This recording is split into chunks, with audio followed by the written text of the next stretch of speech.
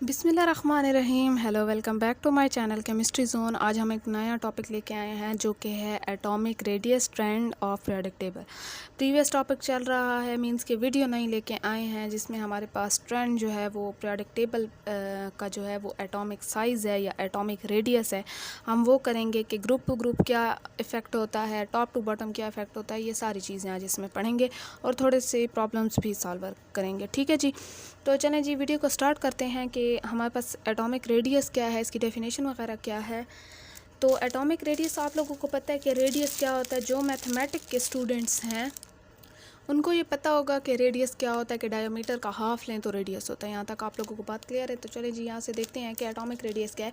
Let's suppose ये मेरे पास कोई भी एटम है जिसमें ये न्यूक्लियस है, ये ऑर्बिट्स हैं और इनमें ये इलेक्ट्रॉन्स हैं। ठीक है जी, ये डॉट से जो शो किए गए हैं। अब ये न्यूक्लियस से ये देखें, ये मैंने न्यूक्लियस को शो कर दिया। ये मेरे पास आउटर मोस्ट वैलेंस शेल है, इसमें पड़ा हुआ जो इलेक्ट्रॉन होता है उसे वैलेंस इलेक्ट्रॉन कहते हैं। और हमारे पास ये देखें कि यहाँ से न्यूक्लियस से लेके बिल्कुल आउटर मोस्ट इलेक्ट्रॉन तक या आउटर मोस्ट शेल में जितना भी इलेक्ट्रॉन्स हैं, जितने भी पड़े हैं, यहाँ तो मैंने सिर्फ एक शो किया है बल्कि दो किए हैं। तो यहाँ से यहाँ तक का डिस्टेंस हमारे पास क्या कहलाता है, distance between nucleus and valence electrons is called atomic radius. Valence electrons और न्यूक्लियस का डिस्टेंस हमारे पास एटॉमिक रेडियस कहलाता है। आप लोगों को पता है कि ये फुल सर्कल है, मींस कि ये फुल सर्कल है। इस फुल सर्कल को अगर मैं हाफ़ करती हूँ तो ये मेरे पास डायामीटर आएगा। लेट सपोज इस डायामीटर को मैं और हाफ़ करती हूँ तो ये मेरे पास रेडियस आएगा। यहाँ तक आप लोगों को बात क्लियर है कि ये रेडियस आएगा। अब देखें कि अब मेरे पास यही हाफ़ डिस्टेंस यहाँ से यहाँ तक क्या होगा। अब एटम की बात हो रही है तो ये हमारे पास एटॉमिक रेडियस हो जाएगा। यहाँ तक आप लोगों को बात क्लियर है। चलें जी डेफिनेशन की तरफ चलते हैं।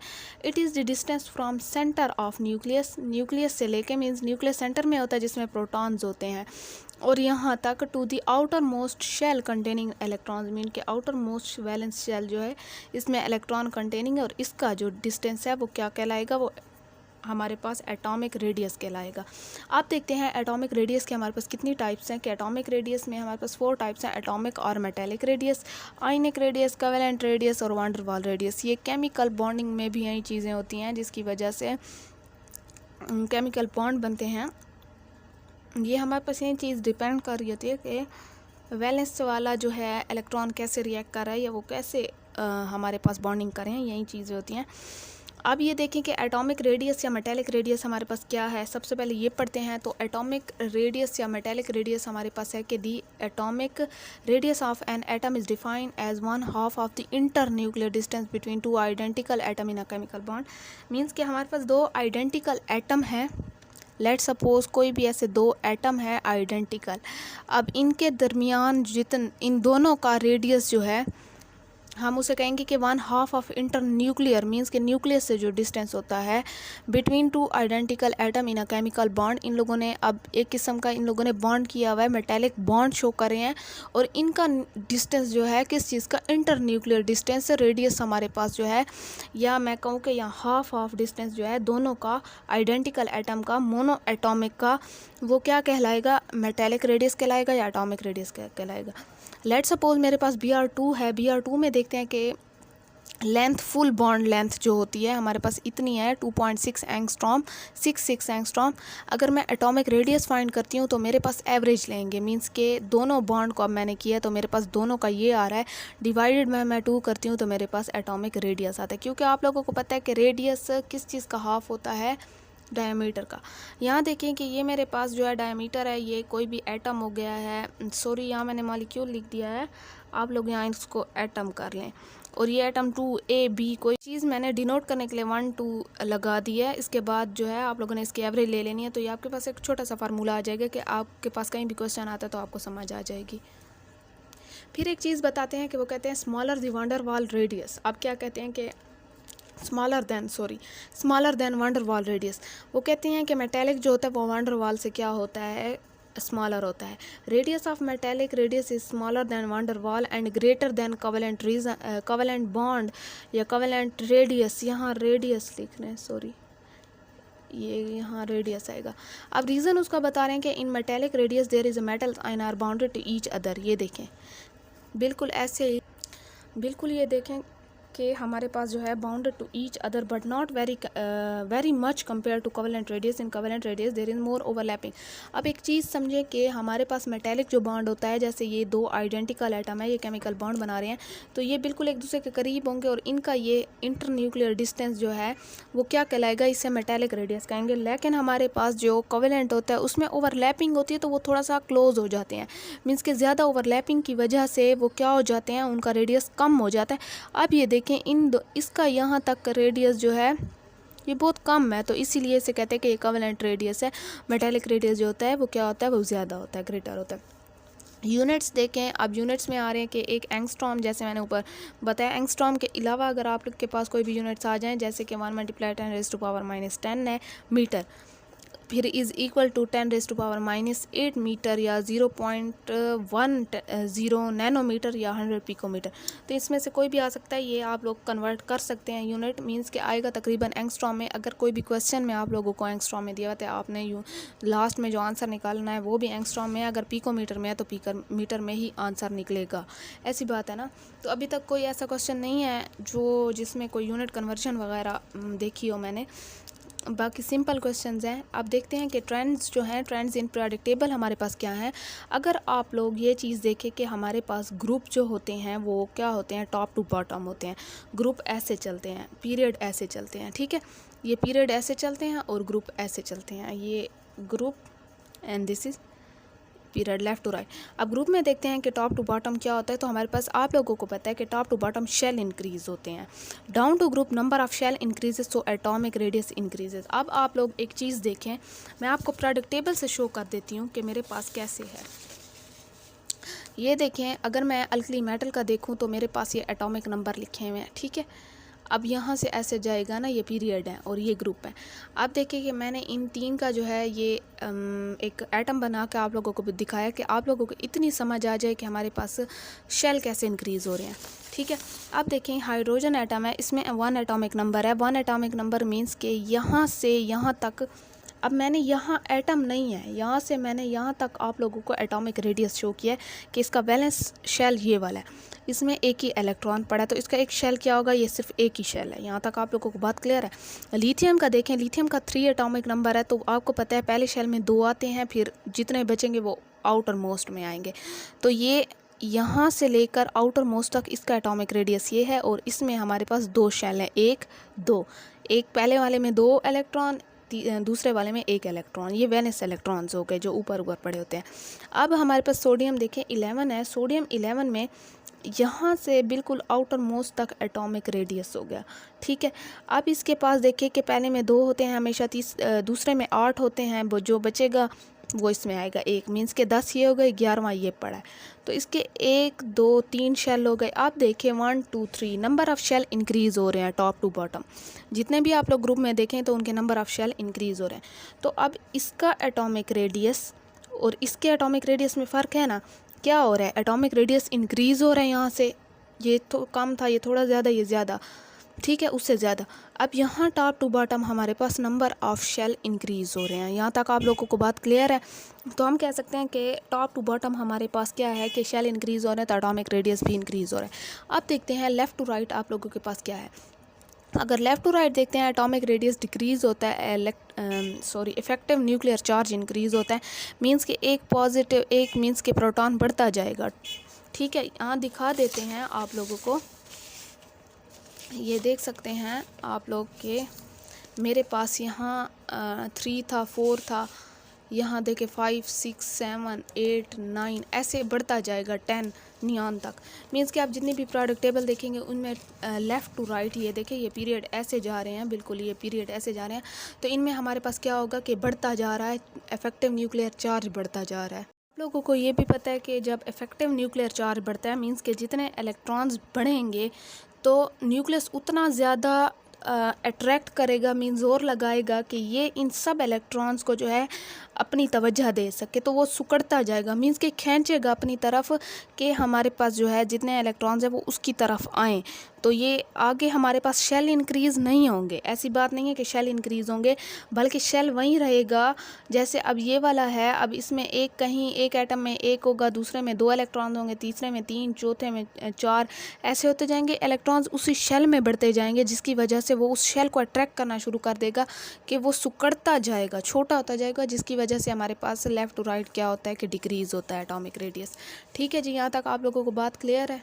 अब देखते हैं एक्सेप्शन केस, देख लेते हैं कि हमारे पास बिकॉज ये electron added in transition elements are added in inner electron shell at the same time outer most shell remain constant, the nucleus attracts the electron inward. The electronic configuration of transition metal explains the phenomena that why Ga is as same as size Ge, मतलब gallium जो है आगे उसका जो भी element पड़ा है Ge पड़ा है, वो उसके क्या होता है, जर्मीनियम, वो उसके बिल्कुल सेम साइज़ होता है और S be slightly greater than Sn।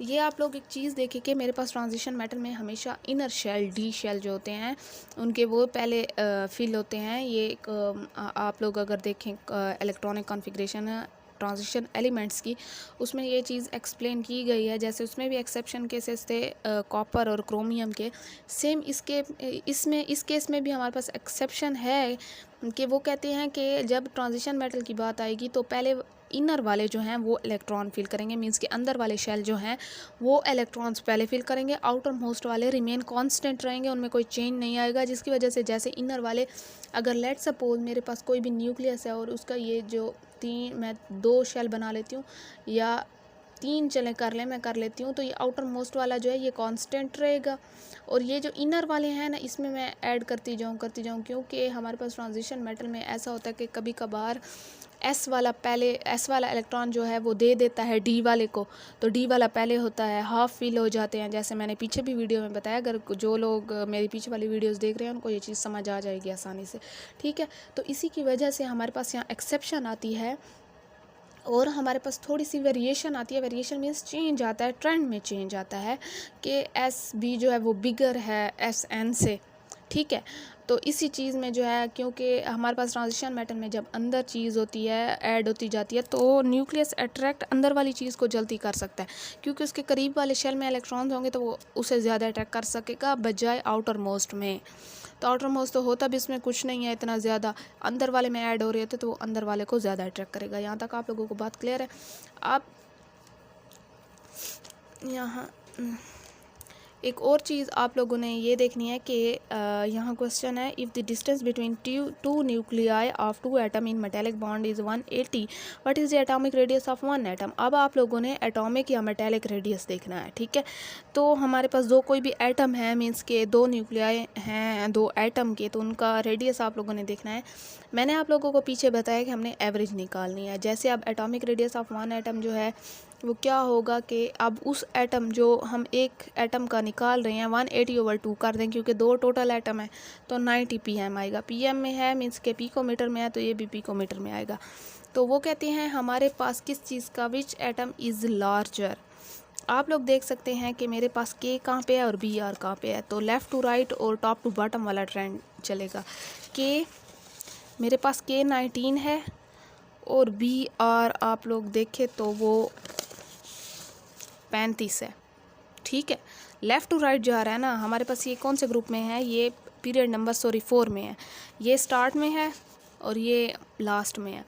तो एक हमारे पास क्या है, एक 19 है, एक 35 है, मीन्स कि ये 19 है, ये 35 है। मैंने ये कहा कि जब पीरियड में आप लोग लेफ़्ट टू राइट जाएंगे तो एटॉमिक न्यूक्लियस डिक्रीज़ होगा, एटॉमिक रेडियस, ठीक है, वो डिक्रीज़ होगा, क्योंकि इफेक्टिव न्यूक्लियर चार्ज इंक्रीज़ हो रहा है तो अट्रैक्ट ज़्यादा करेगा। तो मेरे पास ऑटोमेटिकली जैसे इस पे ज़्यादा इलेक्ट्रॉन्स आते जाएंगे तो इस पे इफेक्टिव न्यूक्लियर चार्ज भी ज़्यादा होता जाएगा, तो ये कम इसका साइज़ होता जाएगा लेफ़्ट टू राइट। ये किस में पड़ा है, राइट में पड़ा है ना, और ये लेफ़्ट में, तो इसका ऑटोमेटिकली ग्रेटर साइज़ होगा। अब Na और Cl को देखते हैं। Na11 है मेरे पास पीरियड 3 में और Cl17 है, ये भी पीरियड 3 में ही पड़ा है। ठीक है जी, अब देखते हैं हमारे पास कैसे होगा। ये देखें कि Na11 है और ये 17 है, तो ऑटोमेटिकली ये ज़्यादा होगा, क्योंकि हमारे पास left to right atomic radius जो है वो क्या हो रहा है, डिक्रीज़ हो रहा है। ठीक ठीक है, ये सेम, और इफेक्टिव न्यूक्लियर चार्ज जो है वो इंक्रीज़ हो रहा है। अब BE और BA का देखते हैं। ये देखें, ये बेरिलियम है, BE4 है, और हमारे पास यहाँ सिर्फ B है, सॉरी BA है। हाँ, ये देखें, ये बेरिलियम है और ये पड़ा है, ये क्या है, ग्रुप में जा रहा है। अब ये पीरियड ऐसे नहीं है बल्कि ग्रुप में जा रहा है। आप लोगों को पता है कि ग्रुप में टॉप टू बॉटम जो है वो शेल इंक्रीज़ होते हैं, मीन्स एटॉमिक रेडियस इसका ज़्यादा होगा क्योंकि इसमें शेल ज़्यादा हैं। ये देखें कि हमारे पास, सॉरी यहाँ पे जो है आप लोग मिस्टेक ठीक कर लें कि ऐसे आएगा, ठीक है, क्योंकि बेरिलियम 4 है, BA जो है वो 56 है, तो ऑटोमेटिकली जिसका एटॉमिक रेडियस ज़्यादा होगा तो वहीं हमारे पास ग्रेटर होगा। यहाँ पे इतना आप लोगों को क्लियर है। अब देखते हैं आयनिक रेडियस के। हमारे पास आयनिक रेडियस क्या है, सबसे पहले ये चीज़ समझने की है कि व्हाट इज़ आयन, हमारे पास आयन होता क्या है, तभी हम उसके रेडियस को समझ पाएंगे। वो कहते हैं कि व्हेन एन एटम लूज और gain an electron it is called ion. जब भी कोई एटम या तो देता है इलेक्ट्रॉन या लेता है तो हम उसे कहते हैं कि वो आयन बन गया है। When an atom loose electron it will form positive charge ion called cation, जैसे ये। अब वो कहते हैं जब वो दे देता है, वो खुद उसके पास एक्स्ट्रा होता है या वो उसके पास इतना बैलेंस में पड़ा होता है एक दो, तो वो दे देता है, वो पॉजिटिव चार्ज उस पर आ जाता है और उसे हम कहते हैं कि वो कैटायन बन गया, जैसे ये है। मेटल्स जो हैं वो हमेशा कैटायन्स होते हैं। पहले दो ग्रुप अल्कली मेटल और अल्कलाइन अर्थ मेटल, ये सारे पॉजिटिव हैं, ये हम अपने इलेक्ट्रॉन्स लूज़ करते हैं, ठीक है जी। When an atom gain electron it will form negative charge is called, जैसे ये अब सारे हेलोजन हो गए, आगे जितने भी D में हो गए, तो ये हमारे पास क्या होते हैं कि ट्रेंड के हिसाब से ये एनाइन बनाते हैं, ये नेगेटिव चार्ज जो है बनाते हैं, मींस कि ये हमारे पास गेन करते हैं, लेते हैं। इनके पास डेफिशिएंसी होती है तो ये लेते हैं, अपना आउटर मोस्ट शेल जो है वो कंप्लीट करते हैं। फिर करते हैं कि व्हाट इज़ आयनिक रेडियस। अब आयन की बात हो गई है, अब समझिए कि आयनिक रेडियस क्या है। अब वो कहते हैं कि एक यहाँ से पहले आप लोग ऐसा कर लें कि ये चीज़ समझ लें, क्योंकि मुझे लगता है कि कुछ स्टूडेंट को ये समझाना भी ज़रूरी है कि formation of cation, formation of anion कैसे होती है। लेट्स सपोज़ अगर मैं ऊपर से नीचे जाऊं तो मेरे पास ये देख सकते हैं आप लोग BeMgCa जो है ये क्या है, ग्रुप है अल्कलाइन अर्थ मेटल का 2G, मीन्स के दूसरा ग्रुप है 2A। ये देख सकते हैं, इसका ये ऊपर एटॉमिक नंबर मैंने लिखा हुआ है, ग्रुप 2 में ये सारे एलिमेंट्स हैं। अब ये देखें कि इसके पास 1 2 3 4 वैलेंस में कितने इलेक्ट्रॉन्स हैं, ये बिल्कुल मोस्ट आउटर मोस्ट में कितने पड़े हुए हैं, 2। तो इसलिए इसके लिए बजाय 6 इलेक्ट्रॉन किसी से लेने के, ये आसान है कि 2 ये खुद लूज़ कर दे। तो इसका हमारे पास लूज़ 2 इलेक्ट्रॉन, तो ये प्लस में आ गया है, मीन्स कि इसने लूज़ कर दिया, तो ये एक आयन बन गया जिसे हम कैटायन कहते हैं। इसके पास 2 आ गए। सेम केस हमारे पास मैग्नीशियम का है जिसके पास 12 है, 10 तो इलेक्ट्रॉन आ गए, पहले में 2, दूसरे में 8 और ये तीसरे में ये 8 और ये तीसरे में 2 हैं, ये देखा है 1 रह गया। तो ये 2 इलेक्ट्रॉन बजाय 6 लेने के 2 लूज़ कर देगा, इसके लिए ये आसानी है। तो जब ये लूज़ कर देगा तो हमारे पास ये क्या है, Mg+2। अक्सर आप जब भी चार्ज देखेंगे तो Mg+1 या +2 देखेंगे, ठीक है। जब एक लूज़ करेगा तो +1 आएगा, दोनों लूज़ करेगा तो +2 आएगा, मेजॉरिटी केसेस में +2 आता है। अब आप कैल्शियम का देख सकते हैं कि 20 है, तो इसके शेल बनते जाएंगे, पहले में 2 8 फिर 8 और ये 2, ठीक है। तो हमारे पास ये बजाय 6 लेने के 2 लूज़ करेगा, तो Ca कैल्शियम पे हमेशा पॉजिटिव 2 आता है, तो ये मेटल में आ रहे हैं, अल्कलाइन अर्थ मेटल में आ रहे हैं, ये कैटायन की फॉर्मेशन हो गई। एनाइन सेम केस है कि ये गेन करेगा।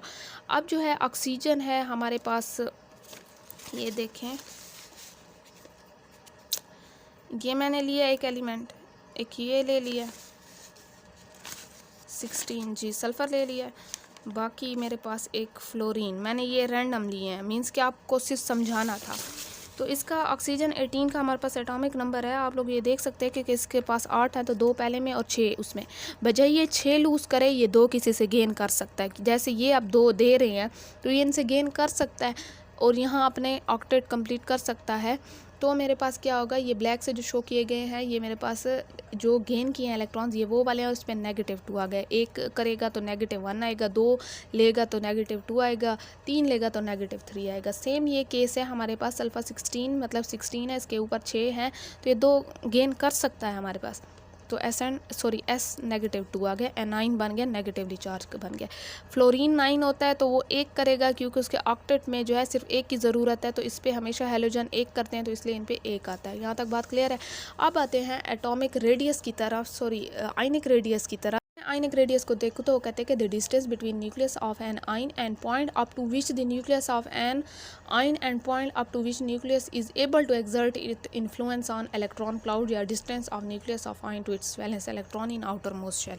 यहाँ बात समझने की ये है कि वो कहते हैं कि कोई भी आयन है उसका जो बिटवीन ये न्यूक्लियस है ये कितनी फोर्स एक्सर्ट कर रहा है बिल्कुल आउटर मोस्ट शेल पे, मतलब कि वो इतना कितनी फोर्स एक्सर्ट कर रहा है इस पे कि ये इसको अट्रैक्ट कर सके। यहाँ का और यहाँ की फ़ोर्स और इनके डिस्टेंस को हम क्या कहेंगे कि ये हमारे पास आयनिक रेडियस है।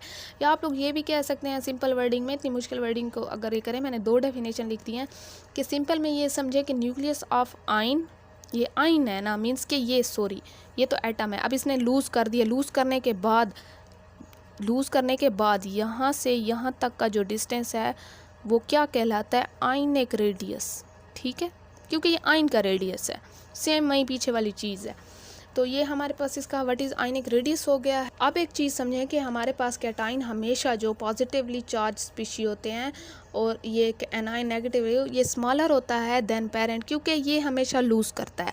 आप लोगों को पता है कोई चीज़ लूज़ करने से कम ही होगी ना तो इसका साइज़ कम होगा, और कोई चीज़ गेन करने से साइज़ ज़्यादा होगा। ठीक है, तो साइज़ जब ज़्यादा होगा तो हमारे पास ऑटोमेटिकली जब कुछ गेन करोगे तो साइज़ ज़्यादा होगा। फॉर एग्जांपल अगर मैं पोटेशियम का रेडियस देखूं तो ये मेरे पास इतना है 243 पिकोमीटर, लेकिन अगर मैं आयन का देखूं, आपको पता है कि के हमेशा पॉजिटिव में जाता है, +1 में जाता है, क्योंकि हमारे पास के जो है वो बिल्कुल फर्स्ट ग्रुप में पड़ा है, किस चीज़ के नीचे, सोडियम के नीचे पड़ा है। ठीक है, तो ये जब पॉजिटिव देगा मीन्स कि ये लूज़ करेगा तो ऑटोमेटिकली लूज़ करने से कम होता है रेडियस। मैंने ये कहा था ना कि कैटाइन का क्या होता है, लूज़ करने से कम होता है, तो ये पॉजिटिव करता है, तो इसका 138 पिकोमीटर आ गया। अब एक चीज़ समझे कि हमारे पास आइसो इलेक्ट्रिक स्पीशी कभी कभी आपको कन्फ्यूज़ करने के लिए कुछ ऐसी चीज़ें दे दी जाती हैं जो सेम होती हैं।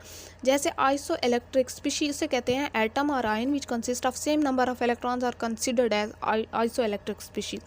कभी कभार ऐसा होता है कि कुछ स्पीशीज़ ऐसी होती है जो सेम होती हैं, बिल्कुल उनके इलेक्ट्रॉन ही सेम होते हैं, उनके शेल ही सेम होते हैं। जब इलेक्ट्रॉन और शेल वगैरह सेम हुए तो हमें समझ नहीं आएगी कि इसमें कौन सा बड़ा है कौन सा छोटा है। जैसे फॉर एग्जांपल मैं O-2, अब आयन की बात हो रही थी ना, हम आयनिक रेडियस पढ़ रहे हैं, तो मैंने वो आयन लिए जिनके इलेक्ट्रॉन सेम आ रहे हैं। वैसे तो नॉर्मल केस में तो सेम नहीं आ सकते, तो हमारे पास या लूज़ या गेन करने से सेम आएंगे। ऑक्सीजन ने अगर 2 गेन किए तो इसके 10 इलेक्ट्रॉन हो गए, क्योंकि नेगेटिव का मतलब होता है गेन करना, पॉजिटिव का मतलब होता है लूज़ करना, मीन्स के निकालना। अब 12 था इसका, 12 में मैंने 2 निकाले, 10 हो गए। इसका 8 एटॉमिक नंबर था, 2 मैंने इलेक्ट्रॉन लिए, मीन्स के ये ले रहा है, नेगेटिव का मतलब होता है ले रहा है, तो इसके भी 10 हुए। फ्लोरीन ने 1 लिया, इसका भी 10 हुए। नियॉन के ऑलरेडी 10 होते हैं। नोबल गैस है, इसकी 0 वैलेंसी होती है, स्टेबल कॉन्फ़िगरेशन होती है। ठीक है, तो हमारे पास ये तो सबके अब 10 इलेक्ट्रॉन हो गए गेन और लूज़ करने से, तो हमें समझ नहीं आएगी कि इसमें आयनिक रेडियस किसका ज़्यादा है। तो आप लोगों ने एक चीज़ देखनी है, both have 10 electrons but do not have same ionic radius as the effective nuclear charge in both of them is different. ज़ाहिरी बात है इफेक्टिव न्यूक्लियर चार्ज सब में डिफरेंट है, और आप लोगों को पता है कि इफेक्टिव न्यूक्लियर चार्ज क्या होता है, इसकी एक मैंने वीडियो भी डाली, आप लोग देख सकते हैं। We obey the above rule of cation is smaller than anion. हमने यही चीज़ ओबे करनी है कि मेरे पास कैटाइन जो होता है वो हमेशा स्मॉलर साइज़ होता है, किस चीज़ से, एनाइन से, तो ऑटोमेटिकली मेरे पास एनाइन लार्जर साइज़ है तो लार्जर ये होगा, चाहे इसका और इसका, इसमें भी 10 इलेक्ट्रॉन्स हैं, इसमें भी 10 है, तो चाहे इनके जितने भी इलेक्ट्रॉन सेम आ रहे हो या आइसो इलेक्ट्रिक स्पीशी हो, आप लोगों ने प्रायोरिटी किस चीज़ को देनी है कि एनाइन जो होता है वो हमेशा ग्रेटर इन साइज़ होता है, तो यहाँ कंफ्यूज नहीं होना आप लोगों ने। ठीक है, आप देखते हैं कि आयनिक रेडियस में ट्रेंड क्या है पीरियोडिक टेबल में। अगर मैं देखूँ तो मैंने ये कहा था कि वो इंक्रीज़ हो रहा था group top to bottom, means के ग्रुप टू ग्रुप जो है वो इंक्रीज़ हो रहा था। अब लिथियम मैंने जैसे पीछे बताया, तो आप लोगों को पता है कि जितने भी पहले और दूसरे ग्रुप वाले हैं वो लूज़ करते हैं, मतलब पहला ग्रुप है वो 1 लूज़ करेगा इलेक्ट्रॉन, दूसरा ग्रुप है वो 2 लूज़ करेगा। तो अल्कली और अल्कलाइन अर्थ मेटल्स जो होते हैं वो हमेशा लूज़ करते हैं। आप लोगों ने एक बात याद रखनी है। अब इसका एटॉमिक नंबर 3 था, इसने 1 लूज़ किया तो इसके पास 2 इलेक्ट्रॉन बच गए। यहाँ तक ये देखें 2 बच गए। अब नीचे आ रहे हैं ना, बिल्कुल टॉप टू बॉटम आ रहे हैं। अब सोडियम था, इसका 11 था, इसने एक लूज़ कर दिया, मीन्स कि एक लूज़ कर दिया या दे दिया, तो 10 बच गए।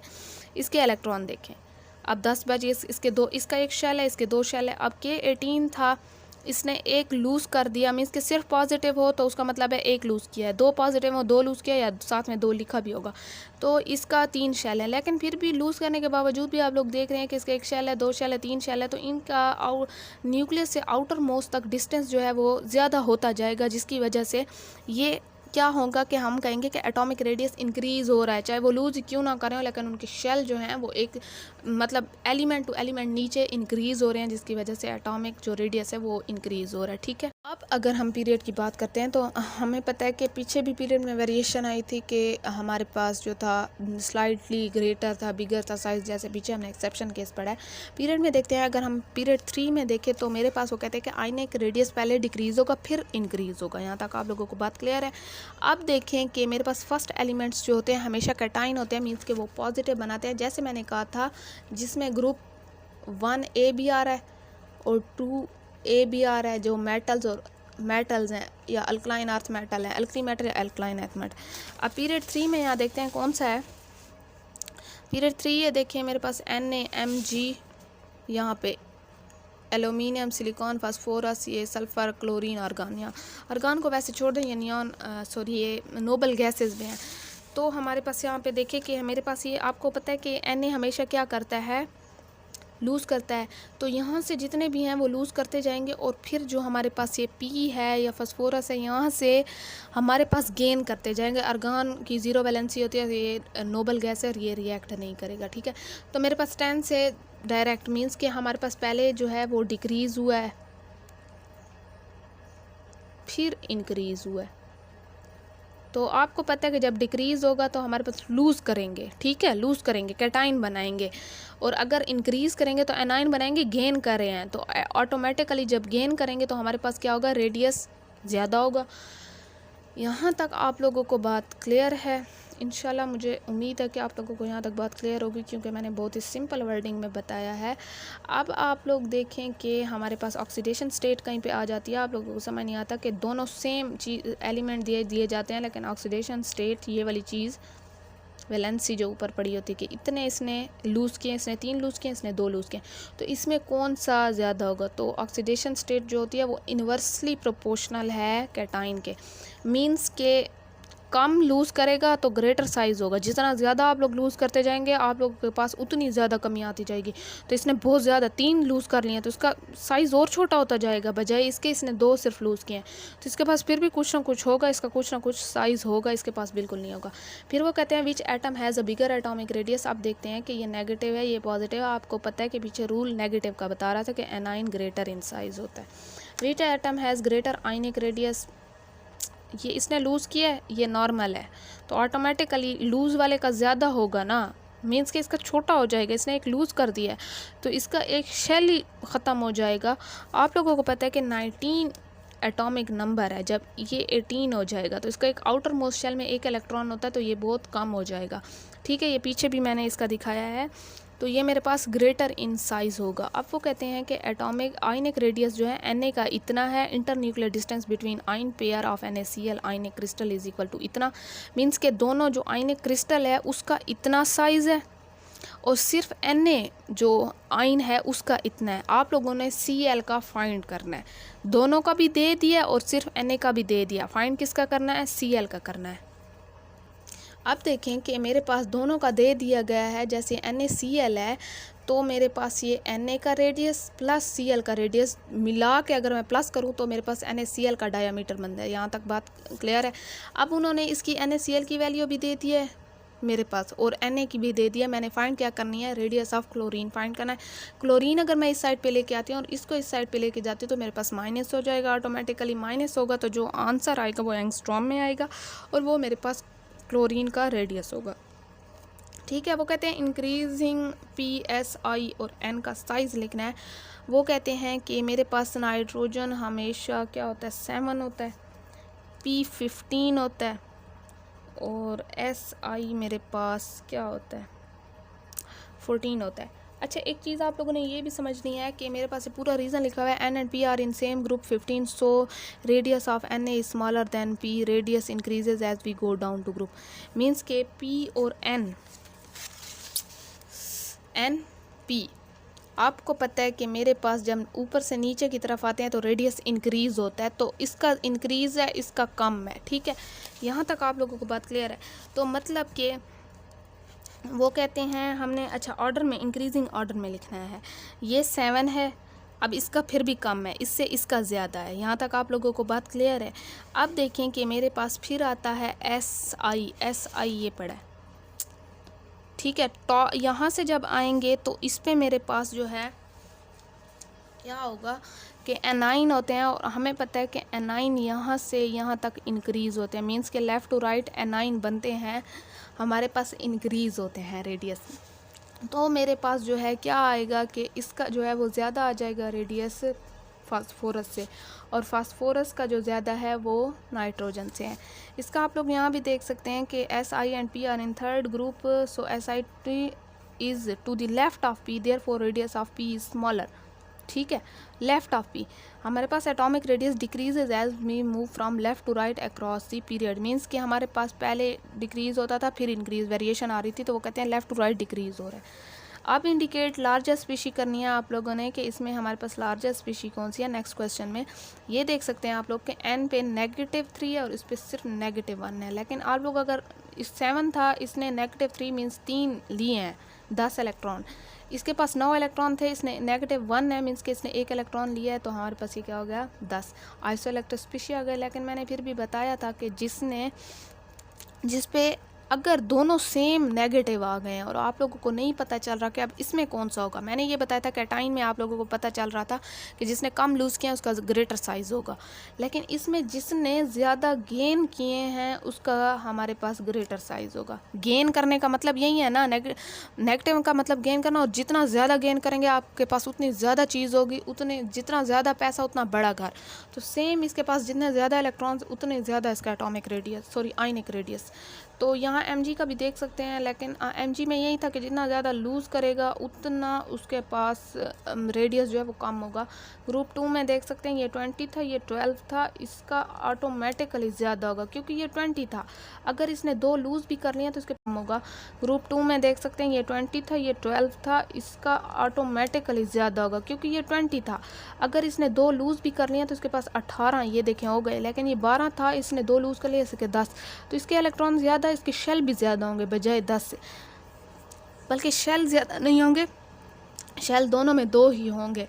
इसके पास 10 हैं, इसके 18 हैं, तो ऑटोमेटिकली साइज़ इसका वो होगा, क्योंकि टॉप टू बॉटम क्या होता है, इंक्रीज़ होता है ना साइज़। ठीक है, शेल ज़्यादा होंगे क्योंकि टॉप टू बॉटम इंक्रीज़ होते हैं। शेल ज़्यादा होंगे, एक चीज़ ये वो कर लें, क्योंकि टॉप टू बॉटम हमारे पास शेल इंक्रीज़ हो रहे थे। इनकी मैंने पीछे एग्जांपल भी दी हुई है, आप वहाँ से भी देख सकते हैं। अच्छा, arrange the following anions in order. आप ये जो है आप लोगों ने, ये आपका होम टास्क है, ये आप लोगों ने किस चीज़ में अरेंज ऑर्डर करना है। ये सारे नेगेटिव हैं, इनके इलेक्ट्रॉन्स निकालने हैं, फिर देखना है कि कैसे सेटिंग हो रही है। तो ये आप लोग कमेंट भी कर सकते हैं। चले जी, आज तक के लिए इतना काफ़ी है। इंशाल्लाह अगली वीडियो में मिलते हैं एक नई टॉपिक के साथ, एक नई इन्फॉर्मेशन के साथ। अब तक के लिए इतना काफ़ी जी, अल्लाह हाफिज़।